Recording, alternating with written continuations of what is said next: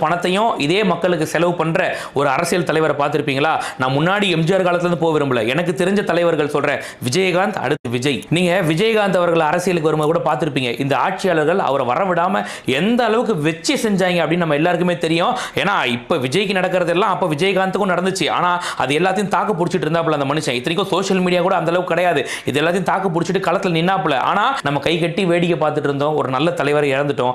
இன்னைக்கு விஜய் அவர்களுக்கும் இதே நெருக்கடிகளை கொடுத்துட்டு இருக்காங்க. இப்பயும் நம்ம கை கட்டி வேடிக்கை பார்க்க போறோமா இல்ல அவர் கூட நிக்க போறோமா அப்படின்றத நீங்க தான் முடிவு பண்ணிக்கணும். ஒரே ஒரு விஷயம் மட்டும் சொல்லிக்கிறேன் கடைசியா. அதாவது விஜய் அவர்கள் மேல அவதூறு பரப்புறதுக்காக எல்லா திட்டங்களும் போடுவாங்க. அதாவது காசை கொடுத்து வாடகை வாய்களை பேச வைக்கிறது, ஊடகங்களை விலைக்கு வாங்கி பொய்யா அவதூறு செய்திகளை பரப்புறது. விஜய் பாத்தீங்களா வீட்டில் உட்காந்து அரசியல் பண்றாரு, விஜய் பாத்தீங்களா பாதிக்கப்பட்ட மக்களை அவர் இடத்துக்கு வர வச்சு பாக்குறாரு. இது எல்லாத்தையும் பேசுவாங்க. ஆனா இதுக்கு பின்னாடி இருக்க ஆழமான ஒரு அரசியலை நீங்க சிந்திக்க ஆரம்பிச்சிட்டீங்க அப்படின்னாக்கா, ஏண்டா நீயே பர்மிஷன் கொடுக்க மாட்டே, நீயே விஜய் வீட்டில் உட்காந்து